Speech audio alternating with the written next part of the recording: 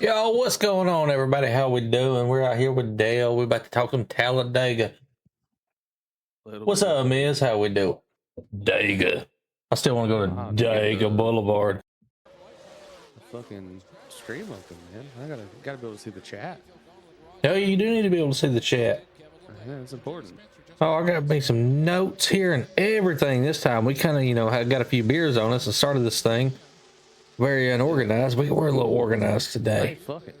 And I'm getting blindsided by questions, which I'm honestly pretty happy about. Right. Yeah, so Dale does not know what I've got written down on my phone. Well, I say written down, typed out.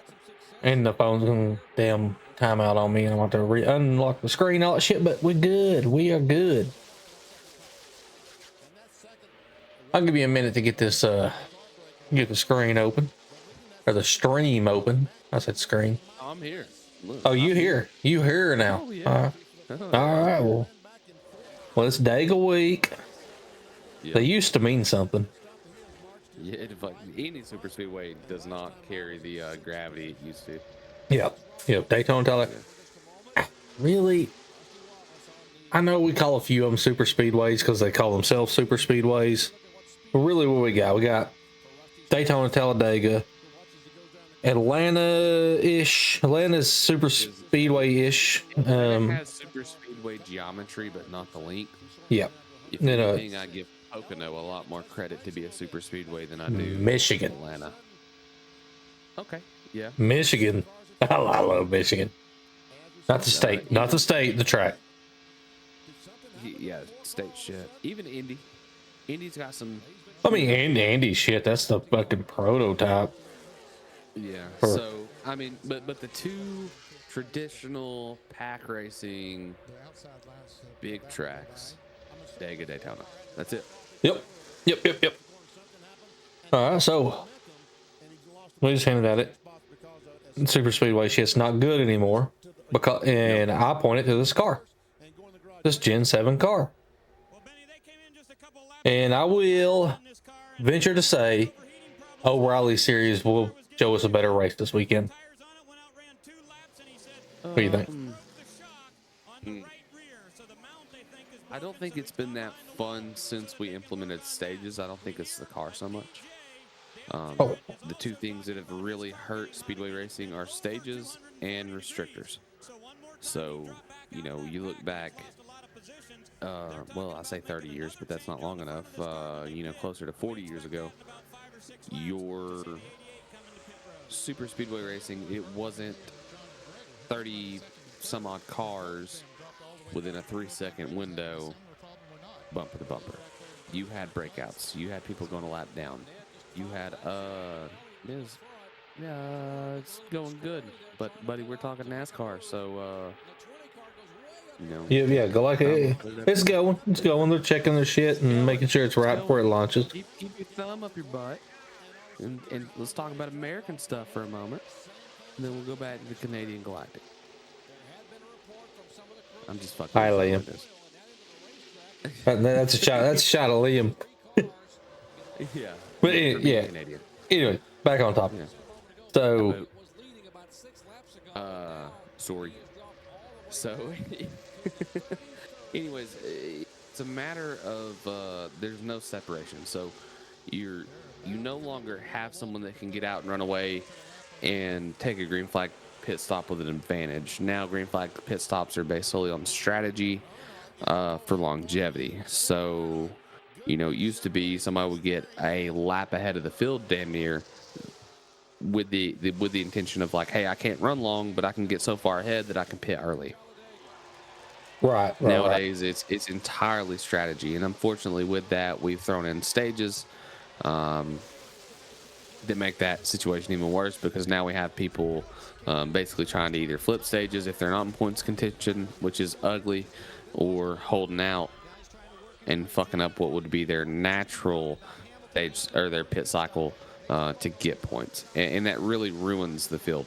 People think that, having a driver like Cody Ware, or having a driver like Ty Dillon, or having a driver like Austin Dillon, or having a driver SVG, for instance, on the ovals, cycle to the front is cool. No, it's not cool at all, because what happens is you have Cody Ware, who couldn't fucking drive a greasy nail up a cat's ass, leading the fire off in a big race, and then thinking it's his hero moment and blocking people, and that causes wrecks. That takes good drivers out of the race. What do you think of Cletus last year? What race was it? We caused that big ass wreck trying to take off.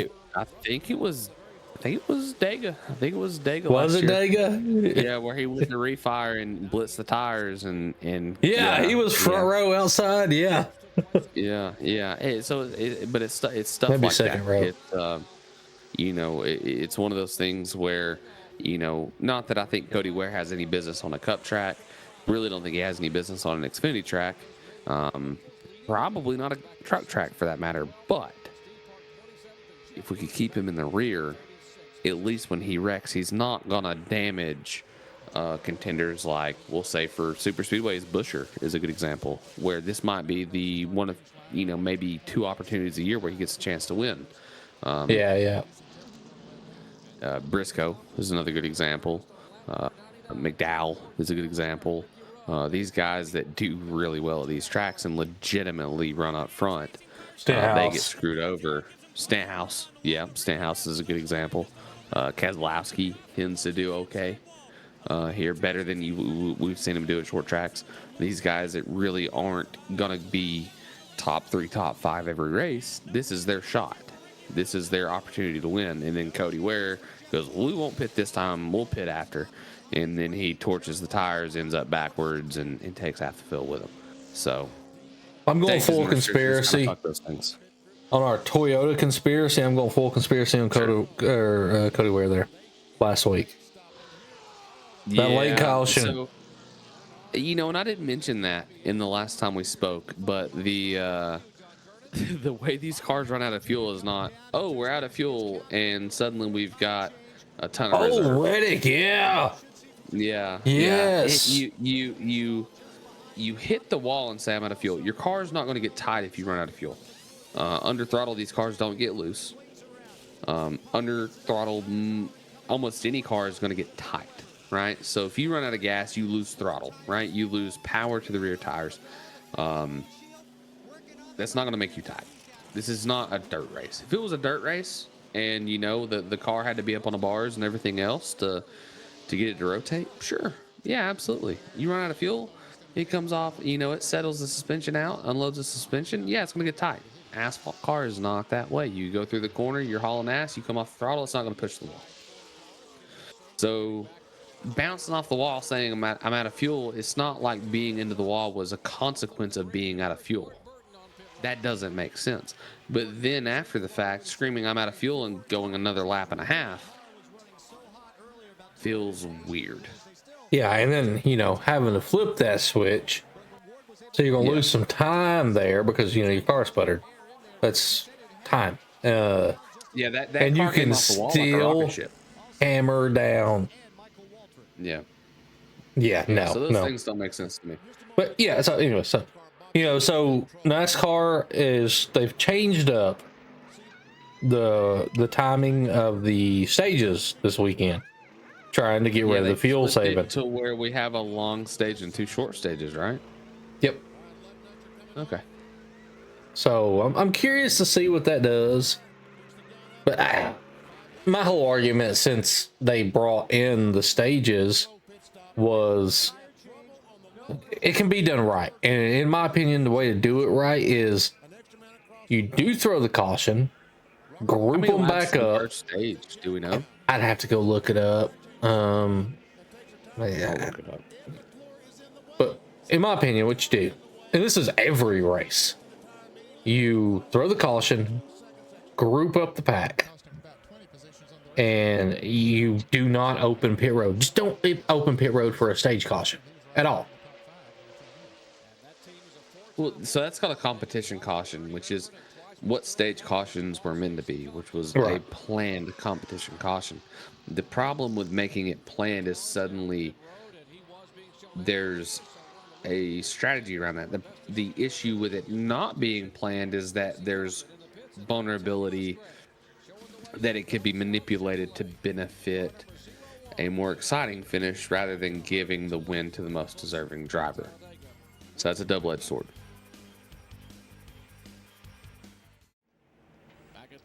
Yeah, I could see that, but it's better than we got now. What we got now. Yeah. Or how about just no stages? If a I 500 like goes green, it the fucking goes green.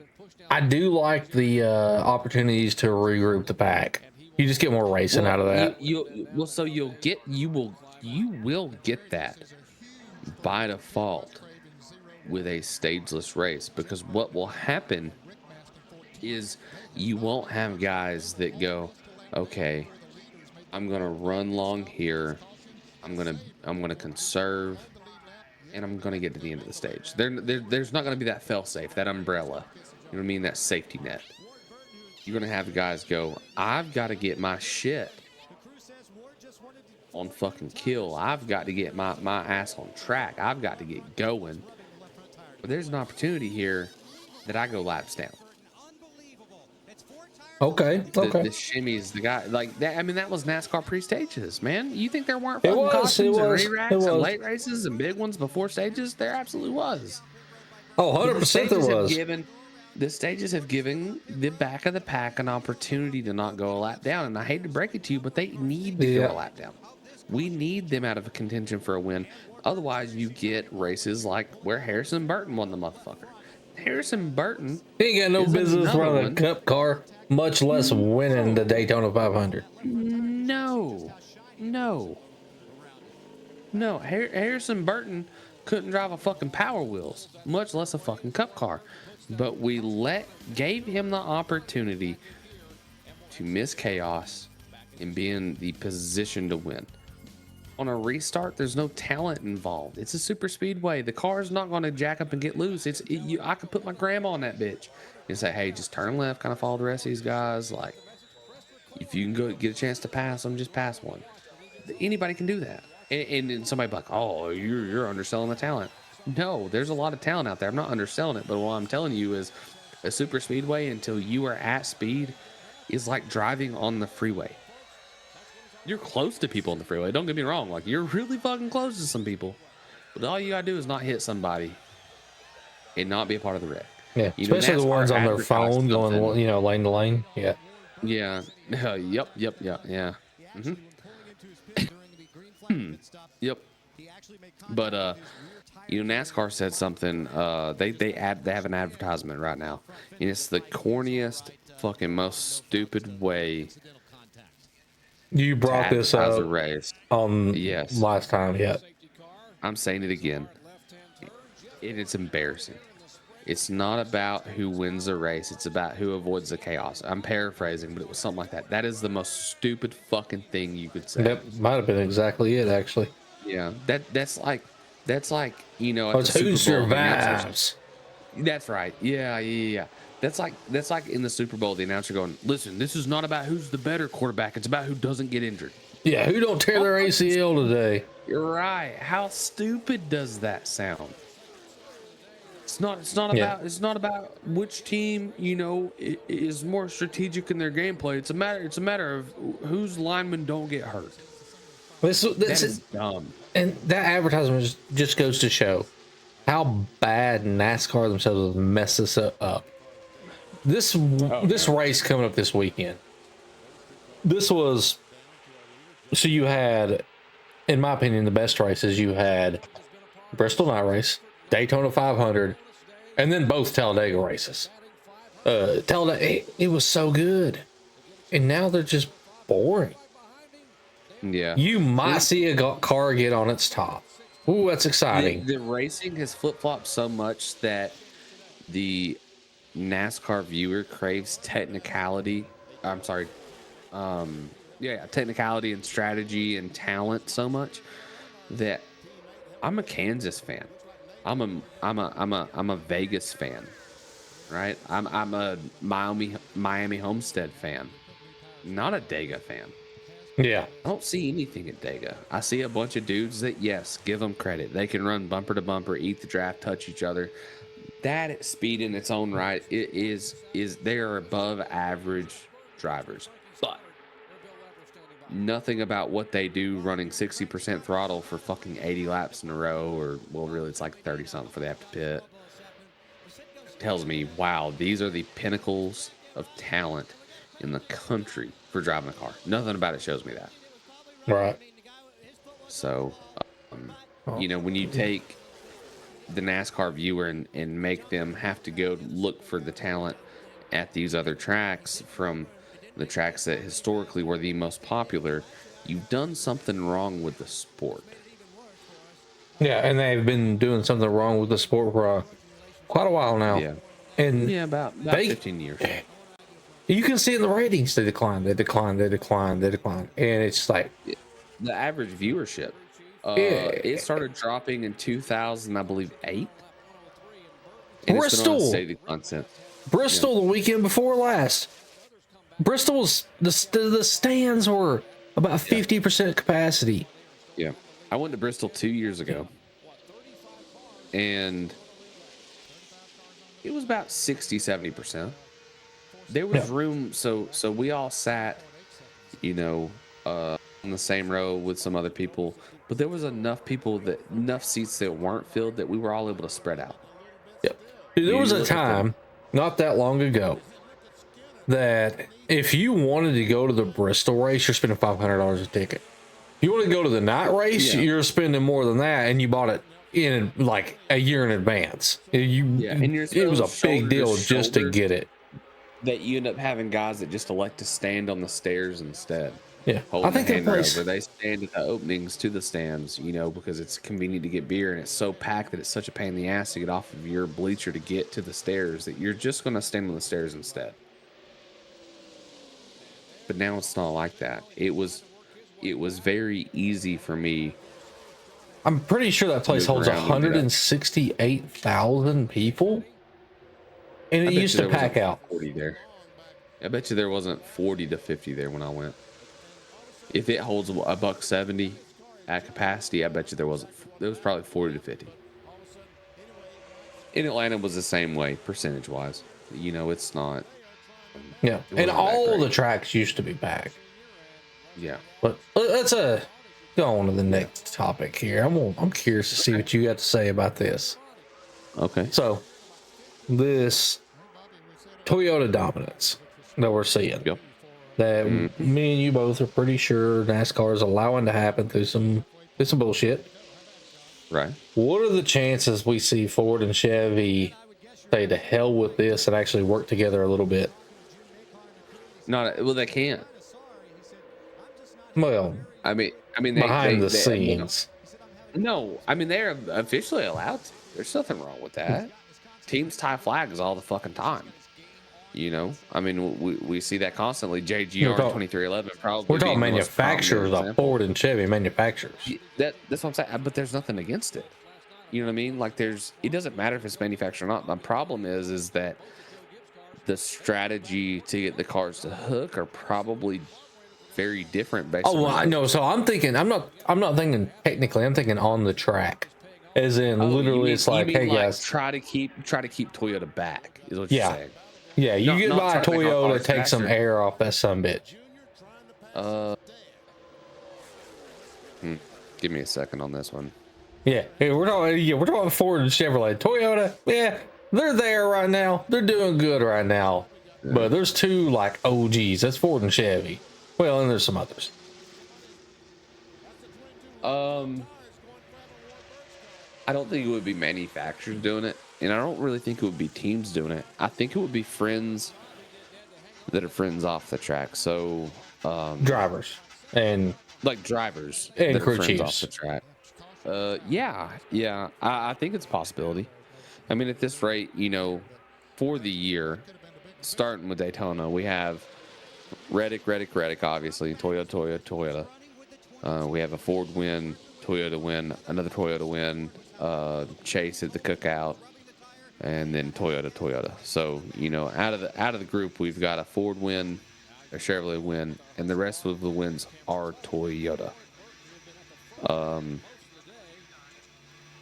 I could easily see if if it keeps going this way, not so much of Toyota winning, but so much as you don't know if it's going to be a Chevrolet week or a Ford week.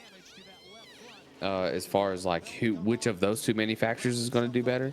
If you've got a guy like Kyle Larson that is leading the Chevy pack. Maybe he's running fourth, and then Chase, Byron, and Bowman are running, 13th, 15th, and Bowman will probably be in like 40th. It's just call it for If what it he's is. still He in the kind of race. sucks. If he's still in the race. If he's still in the race. But we've got a guy like Blaney that is, maybe he's the only out of the Penske suit that's up there. Maybe they go, you know what? Well, friend of enemy. What's the fucking phrase? I'm drawing a blank on it. Son of a bitch. I can't believe I drew a blank on that. The enemy of an enemy is a friend. Enemy of my enemy is a friend. Yeah. Yeah. So say we've got 3 Toyotas in the We just top look 5, dumb as shit, by the way. But that's cool. I like it. I'm good with it. I know. Listen, I know racing. I don't know nothing about some corny ass phrases. But enemy of an enemy is a friend. Say we've got a top 5, 3 of them are Toyota, and then you've got a Blaney and a Larson, or you've got a Logano and a Byron, or say a Chastain, and I don't know who else would be in that. But nonetheless, you've got 2 other competitive drivers that are not Toyota Alliance. Yeah, I see them working together. I mean, they have to. Yeah, why wouldn't you? Like I would. Yeah. Oh, yeah. You definitely. Yeah.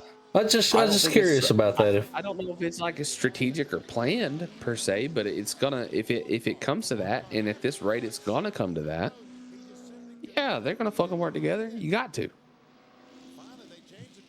Imagine the front office. They'd be so mad. The front office? What do you mean? NASCAR. Oh yeah. Yeah. Let's start working together to shut down Toyota. Yeah. It'd be. I don't have a problem with Toyota in the sport. They're great for the sport. It's just the way things are currently. What I hate, what bothers me, and the mindset and the grit from NASCAR that has left in the last 30 years is that if you had a Dale Senior, or a good old boy like Sterling, like we were talking about earlier, or Ernie Irvin. Yeah. Remember if you had Ernie? any of those, right? If you had guys like that had some grit to them, some old school small town shit, and they were put under the conditions that new NASCAR drivers are put under, where your nose is not as good as the nose on the other car, but all the other parts are identical, and you're at a disadvantage purely for the badge on the front of your car. They're gonna go out there and just dump the fucking cars that are better. Yeah, 100%. Faster on a technicality, and they know that they're restricted by rules. They're just gonna go out there, and when they get to your bumper, they're just gonna turn you, or they're gonna upset your car enough that you fall back 10, 15 places. Like, they're gonna do that. Nowadays, we don't see the aggressive blocks. That's why people like Hocevar and Chastain. Hocevar and Chastain are the only 2 motherfuckers. Like, I'm a Kyle Larson fan, but Kyle Larson has got to be the biggest fucking pussy I've ever seen in my life. He never nuts up and does the damn thing. Now he'll do it in a dirt car. You watch him in a dirt car. I'm talking about this dude will throw a slider from fucking 3 Walmarts away and try to stick it on somebody. But you put him in a NASCAR and he won't do it. Yeah. But back in the day, it would have been that nonstop. But there wasn't the imbalance that we have now. In terms of I won't say like speed, because there was differences in speed back then, but you had the liberty to figure that out. So when you didn't figure it out, it was just your own fault. Nowadays, it's a restriction. Like, what the other team's doing. You know how they've got the advantage, but you can't do it. And back then, all the best, they were, and not. This is gonna sound weird because we've been bitching about Toyota cheating, but they were all cheating them up a little bit back then, and they were doing it in their own creative ways. Right. Well, they were doing it, and they knew that they were ready to face the consequences if they got caught. Yeah, and it was subtle. It was nothing that was so obvious on the as a viewer. to where Yeah. Tyler Reddick passes SVG going, you know, fucking mock Yeah. Jesus The on difference a is when you're straightaway a little at Coda. when you're a little kid and you sneak into the kitchen to get a cookie at night when you think your parents are in bed, you know the risk is that you're going to go there and try to get a cookie, and that's your reward. But if you get caught, you're going to get in the ass dropped. Yeah, That yeah. is what it is. Yep. But well, the modern equivalent of it is well, we're going to let little Timmy come get that cookie, and we're not going to say nothing. But if little Johnny comes try to get that cookie, we're going to catch his ass. Yeah. It's different. That's a speculation. Anyways, I'm not saying that is or isn't happening, but based on the results here, it looks in that favor. Yeah. Hell shit. My mom, she caught me sneaking a cookie in the middle of the night. She'd be like, "Hey, you hungry? You want a ribeye? You want me to cook you a ribeye real quick?" But Yeah. yeah. Yeah, my thing was always mac and cheese when I was a little kid. Oh, you hungry? Hold on. She'd be going to get a box of mac and cheese and the milk and the butter out. Yeah. But no, Mom, I just want chocolate chips. Leave me alone. I bet Alex Bowman's mom gave him toast with Nutella. While his dad was kissing him on the lips. Probably. Yeah, if I had to take a guess. All right, so that's the racing. Yeah. You know what? Talladega. You know what? I want to get down there. I've never been to Talladega. No, that's not true. I've been to. I've been to Talladega as a kid, and you can't have Talladega fun at Talladega as a kid. Yeah. We remember we talked about doing the RV thing. We did talk about it. What I didn't tell you is that at the time, see, you know, I found out I was having a kid within like 3 months of that. I may have not vocalized it, but I was real fucking serious about the RV plan. Like I was specking out what size RV. I don't know. I was specking out. I was looking like I browsed Marketplace for a minute because I had to. So at the time I was doing the boat project, and I was like, when I get it finished, I'm gonna go snatch an RV. I'm gonna throw a big ass camshaft in it. And so I'm like, this is pre-Cletus video stuff too. Let me throw that fucking out there. It was right before that. It was right before it. The internet doesn't know this because they weren't there to witness me talking about it. This was pre the Cletus fucking Winnebago, Greg Biffle, this, that, and the third. I legitimately was like, I'm getting a set of eBay long tubes, big ass bump stick, and the works. I want to make a fucking damn hot for teacher motor, you know, RV, and make it livable. And we're going to fucking Dega. I had it. I knew it. And then I just finished the boat project. Come home. Sick from work one day, find out that we're having a kid, so things didn't go that way. But nonetheless, I want to go to Dega. We probably got a couple years for that. Happens for me anyways, but I want to make it happen. Ain't it funny how you fail in the pull-out game, but it turns out to be a great thing? Well, you know, it wasn't an accident, for what it's worth. Just throwing that out there, but you know, it also. Same time, you know, things weren't fucking jiving. They finally jived. We were waiting on that for a minute. But all right. So no, I'm very happy about it. Who's your pick for the weekend? Oh, that's a big question. It's especially in Talladega. Let me look at the lineup. Make sure I don't miss anybody. Who? Okay.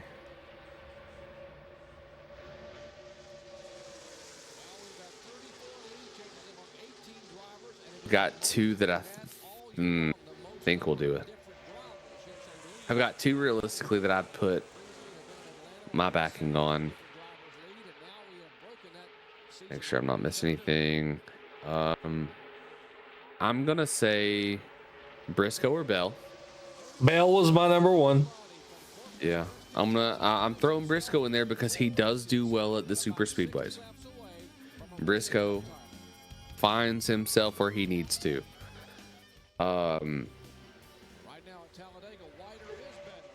I'm gonna throw. I'm not gonna throw Larson in for a win, but I am gonna throw a little. I'm gonna throw a tangent kind of prediction. I think he makes it to the end. I think he's in Yeah, a okay. position to have the opportunity to win it. Now, granted, that doesn't mean he finishes top 5. It's Dega. Late race still, he might be one of 13 cars, but those 13 cars have the ability to win. So I'm gonna put him in that. But I'm gonna think Briscoe or Bell. Now here I've got a question for you. I'm gonna put you on the spot. We know Toyota's gonna do well. That's a given. They've done well all year. They're going to continue to do well. They are dominant, whether that be legally or illegally, whether that be setups, the nose of the car, whatever. We know they're going to be dominant. We've got 2 more brands. One is going to do well, one's not. Which one do you think is going to do well? Ford. So aside from, I think so as well. I agree. And that's So my number 2, because, I said Bell's my number 1 pick. My number 2 is Blaney. yeah. Yeah, I don't know about that. My concern, Blaney's pit crew is what concerns me with that number 2 pick, but Yeah.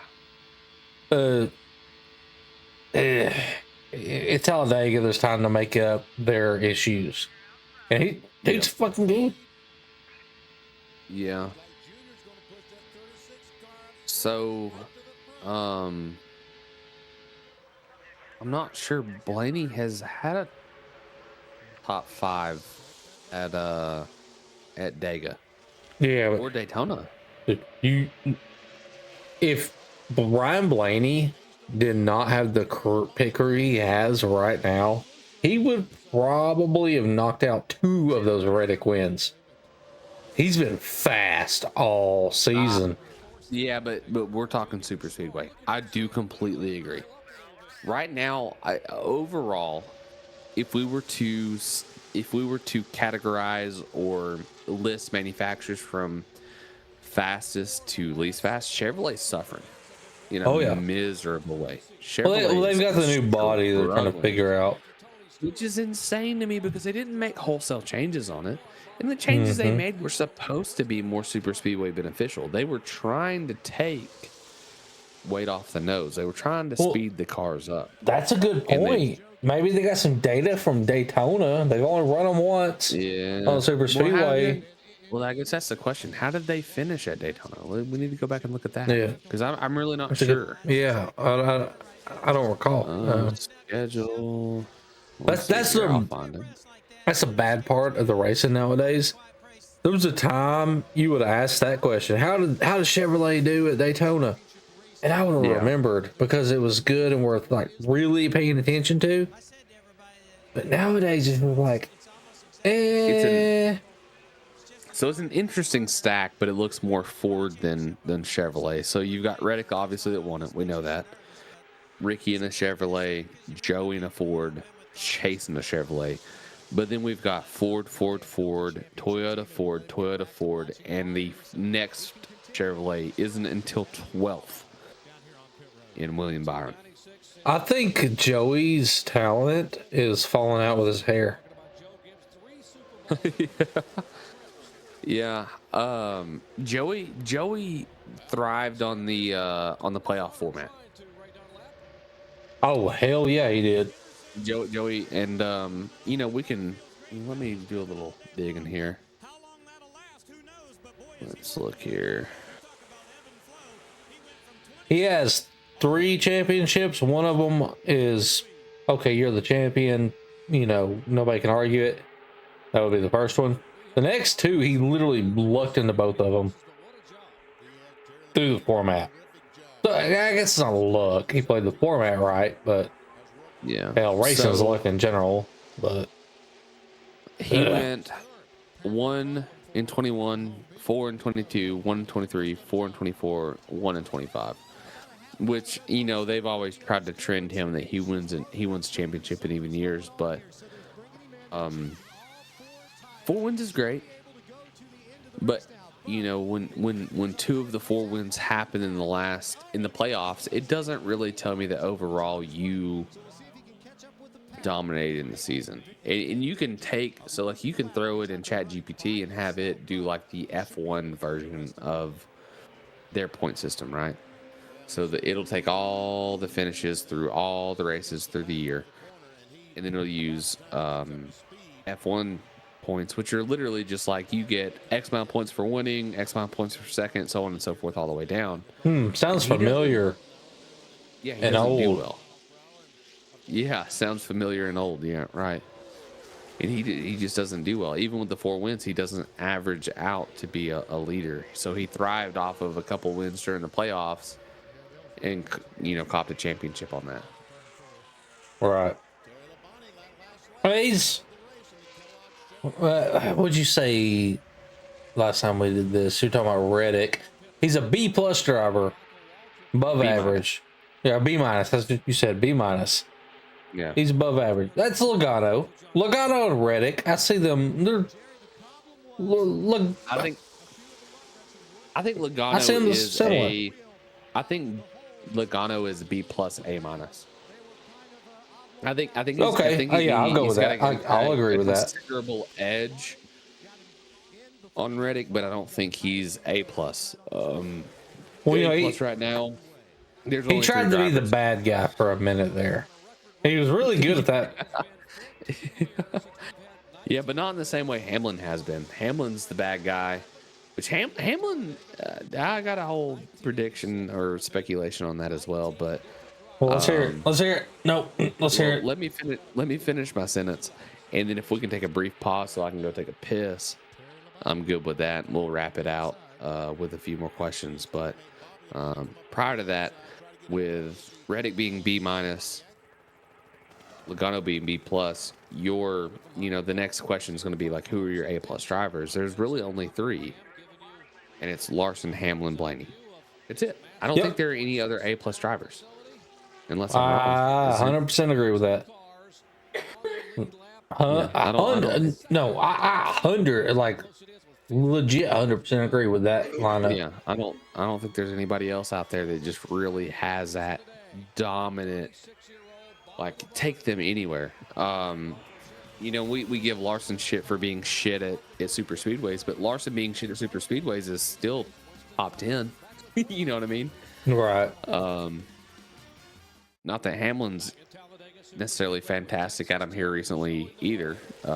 Blaney seems to be doing the best out of the 3 of them there, so we'll see. But good.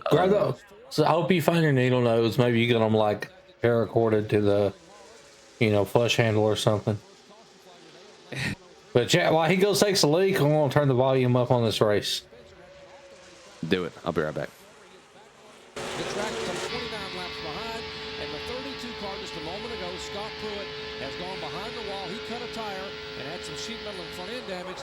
They are working on his car, the Tired Ford.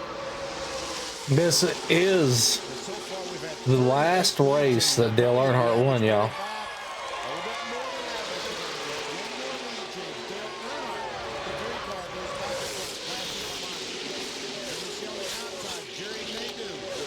It's beautiful.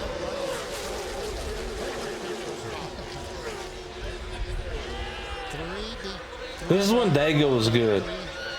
This is when NASCAR was good, y'all. 14 years ago on that day in July of 1986, we had a first-time winner, Bobby Hillin, got his first Winston Cup victory.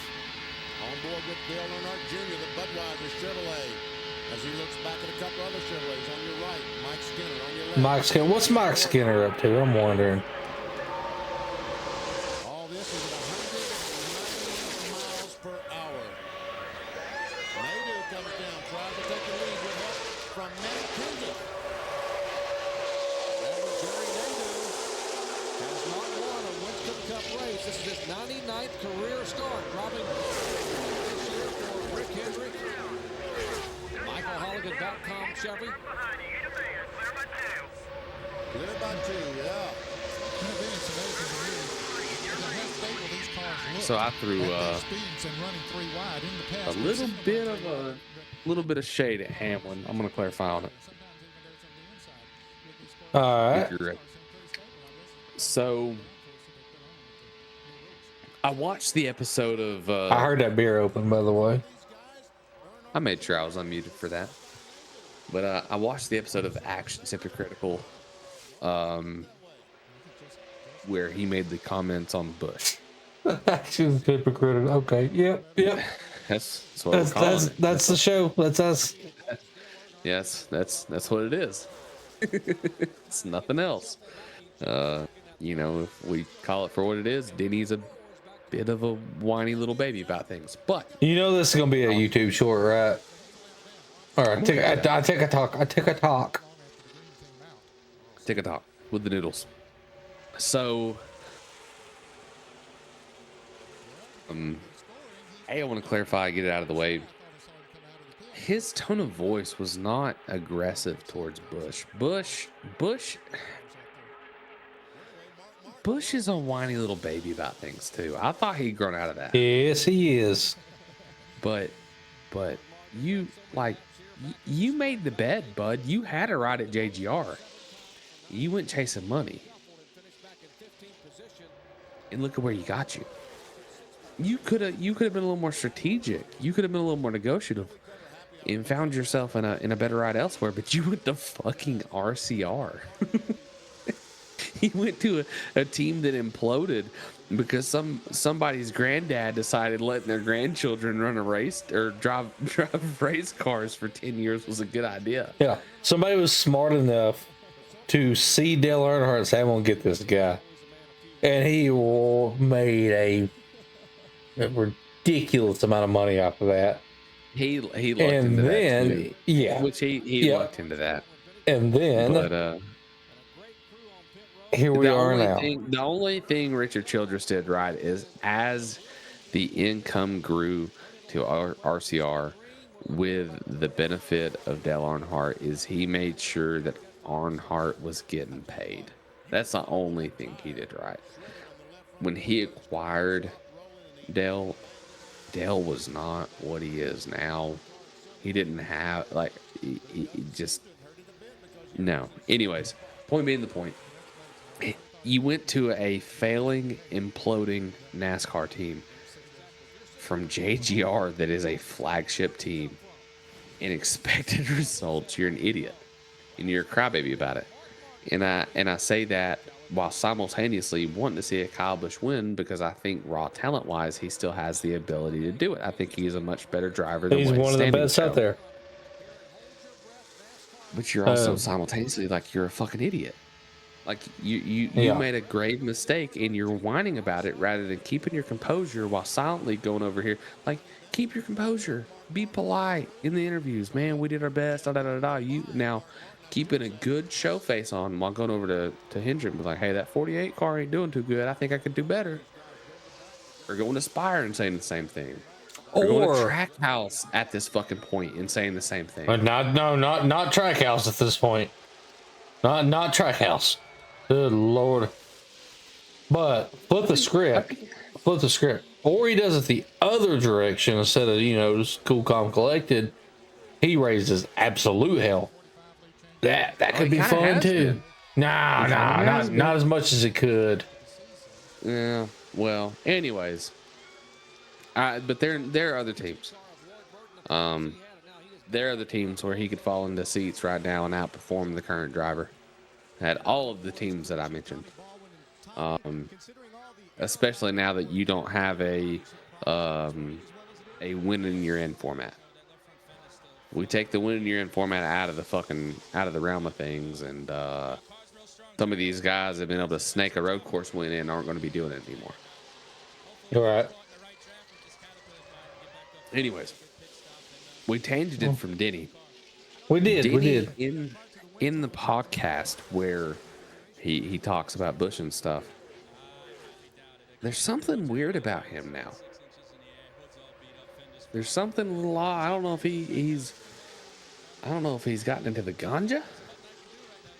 I don't know if he's gotten into a little bit of a prescription assistance after what he went through, which I think I get it. I'm not saying it would be my move, but I get it. Or if he's just burnt, or if he's just mentally fried after all those things. I don't know what it is, but dude, Denny, give him credit. As much as he whined and cried and was a diehard hypocrite, he stood on the hill till he died. He was very direct, punctual, eye contact, very clear verbiage. That most recent video with him, he seems sloppy. He's not the same. He ain't. Yeah. He seemed, you know what I mean, a little like fluffy in a way. I don't know how else to put it. Just like I think Denny's. I mean, Denny's one of the best on the track, but it seems like he's a little. Yeah. He's checked out at this point. That's what I was getting at. Yeah. He seems checked out. Mentally checked out. Yeah. And I was watching the video because I've watched some of his podcasts in the past because typically he'll say something stupid, and I'll have to go watch the podcast to see if what the stupid comment was just out of context or if he's just actually that stupid. This one, just from the get-go watching, I was like, he just doesn't seem. He doesn't have that knife edge to him that he did prior. So yeah, I'll say it's like. If I went from my least favorite drivers and I made a list, would be number 1 Joey Logano. I can't stand that son of a bitch. Number 2 would be Denny Hamlin. But I'll tell you what, like as a dude though, my number like Hamlin. Cody Ware.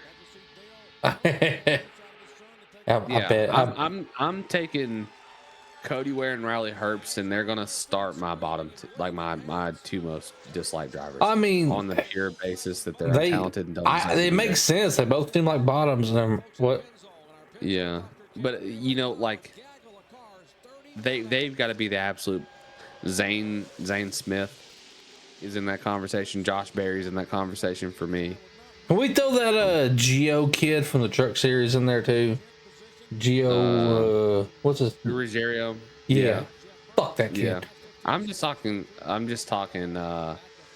Cup Series. I have to put all of my least favorite drivers. Not that I don't like them as people, but the fact that I dislike them as Cup drivers because they shouldn't be there, and there are other people that are currently like in the Xfinity Series that should move up. BJ McLeod. I'll throw him in there. Nothing against the dude. Self-made. He pays his own ride. Good for him. He's that guy. Glad he can do it for himself. But with a charter system, it puts a heavy limitation on who can show up and actually try to get into the race. I'd rather see Sheldon Creed out there. Yep. I'd rather see guys like Corey Day out there, amongst others. So. That's where I'm gonna kind of stand on it. As far as like competitive unlikable drivers, yeah, it's probably Hamlin and Logano. That's probably where I'm gonna sit as well. You know what really killed me on Bowman? Okay. Yeah, I'm a Hendrick guy. I don't like Bowman at all. I never liked Logano, but really made me like really, really not like him was last year, I think it was, when Austin Dillon dumped him. And when everybody was coming out in the pit, every race they do this. Was that the chicken shit comment? Is that when he said that, or was that? No, that was a long time ago. No, when something comparable to chicken shit. He pulled in Austin Dillon's pits. In his pit. Oh yeah. And there's people all over the place. His post race, and just did this big ass burnout, raising hell, being a bitch. It's like, dude, there are people around. You're in a I was like, fuck this guy. Coming to the pits hot as fuck. Yeah. And we were watching it live, and we were like, why? Like, you're not solving anything. Like, you're coming to the pits hot as hell while there are like people walking around. Like, what are you doing? I remember that. He deserved to get yanked out of that car and get his ass whooped right there. Like Austin Dillon, what he did, as much as I loved watching it, it was fucking fantastic watching it. But the problem is the Austin Dillon's another one. I don't like him. Yeah, I don't like Austin Dillon. He might be a nice little pipsqueak in real life. You know what I mean? He might be the kind of guy that hangs out with you and hypes you up. And he shouldn't be where he is. But he feels like he feels like your little brother because he's 5'4" and still got a baby face, and you know, those things might be beneficial. You know, he might be like the nice little guy that when you wake up, he tells you look good, and you feel kind of gay about it. But you're like, man, I appreciate that. He might be that guy, but as a race car driver, he ought to be in the fucking truck series. yeah, it's And because now Todd's even worse. Fucking Todd. Todd's got a couple extra chromosomes in the mix. He fucking sucks. they lucky their granddaddy's who he is. Yeah, they'd never made it out of ARCA if it weren't for they would never made it to ARCA if it weren't for their granddaddy. That being said, until a couple weeks ago, we could have said that about Ty Gibbs too. Ty, okay, well, let's back up and let's flip the script. Let's go the other way with this. Ty, okay, this is double-edged sword. Ty never, ever, ever would have had an opportunity to drive a Cup car, Xfinity car, truck, or an ARCA car, and would have never probably been given a ride even at a local racetrack if it weren't for his granddaddy. Yep. But what Ty Gibbs did at Bristol was fucking impressive. It was. Yeah. Props to him. Props to him. What he did at Bristol was maybe his only display. Of I was about to, that might be his only win in his career. But damn it, son, he didn't go out and win it on a technicality. He didn't pull a Bubba and win it on rain and then brag about how good he was. That motherfucker went out there on old tires and held off two incredible, talented drivers. And he deserves an absolute fucking pat on the back for that. And this is somebody that doesn't like Ty Gibbs. Who was it he sucker punched like the little bitch he is? I don't. We talked to you. You mentioned it last week, and I still don't know about that. I'm gonna find it. But he sucker punches the fuck out of this kid. Who is it?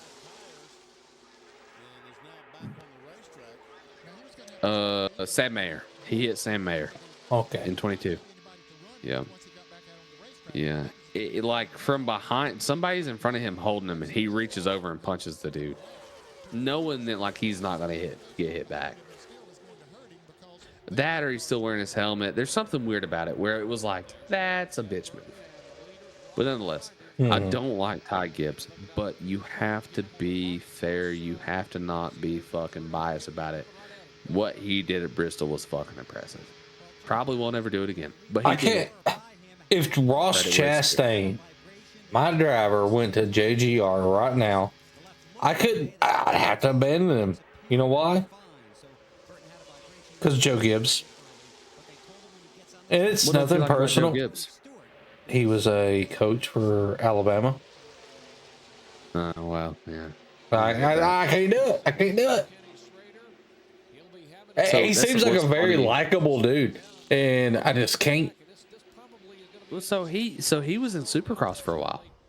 JGR had a Supercross team. He was James Stewart raced for him, and so I was like kind of about JGR at that moment. It was Yamaha, and he didn't do very well in it. But I was James Stewart was my dude. I was like, hell yeah, JGR. So I kind of had this bit of a partial like kind of support for Joe Gibbs in that sense. But now that I know he's a fucking Bama guy. Yeah. Kind of makes me disgusted. It's like Saban, yeah, you gotta give him his fucking credit.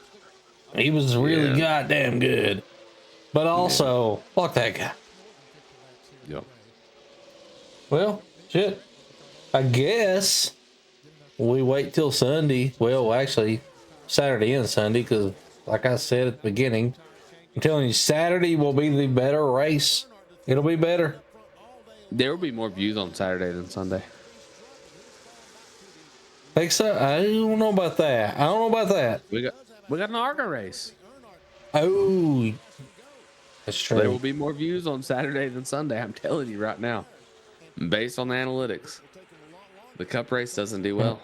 Yeah. The ARCA right now, when you have a Cletus in the mix, and now especially you got a squirrel in the mix, you got more. There's more people watching these ARCA races. It's ridiculous. 60,000 viewers on a YouTube video alone, or on a live stream. What's funny is And the ARCA races are so bad. We're bitch But about yeah, we're non-competitive pit stops and shit like that. Yeah.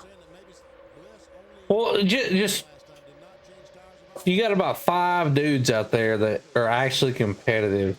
Well, at the short tracks, at the super speedways where they're all packed up, it's kind of fun to watch. It's a shit show, and there's going to be some female that is sponsored by some tampon company that goes out there and fucking makes her nose bleed and just fucking pops a tampon in her nose and goes, "Thank you, Tampax." You know, wrecking herself and shit like that. But I'm Tammy Tampon, sponsored by Kotex. Yeah. literally. Literally. So there's gonna be some of those, but at least they're packed up, and that part's kind of fun because they all kind of suck. Yeah. They're all kind of they look like fucking they look like the iRacing super speedway classes on iRacing.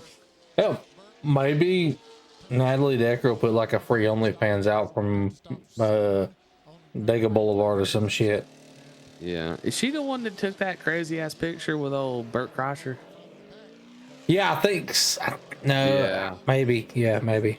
probably. I saw that picture, was like, what the fuck? A little disappointed. We try to keep it classy. Like we're drunk rednecks, but we don't do the OnlyFans shit. Keep that fucking shit out of NASCAR. We talking about, I got one. Let me drop the link. I don't have one, y'all. I might though. Hell, I'm more of a feet finder type. Like if I'm posting. Yeah, yeah. I'd probably do feet. I'd probably Yeah. I'd probably clip my toenails real nice for some money. Well, what I do is I just kind of like make one little slit with a pocket knife and then yank. Yeah, that's kind of what I do. You know, I got flush cuts. Actually, I use flush cuts. Hey, at least you don't bite. Yeah, listen, you catch me doing that, something's fucking gone really bad. I mean, I ain't saying I wouldn't do it. I just ain't that flexible anymore. Yeah, that's kind of where I'm at. But So, even then. All right, listen. yeah. Unless you got a really good fucking question for me, we're gonna call it at that. Yeah, that's what I was about to say. And, Yeah. are you opposed to doing like a post race deal on this shit after each of the Oh, races? I thought that was the plan. Good. Just want to make sure. And chat viewers, I feel sorry for y'all because we got about 3.5 hours of Talladega. We're gonna try to spend that time like we are on the boulevard. That's pretty much it. Yeah, that's the Y'all game gonna plan. have to, yeah, Good they're going to have to slow the video down to understand what the fuck we're saying. job. Be a good time. Yeah. All right, y'all. We will see y'all later. Later.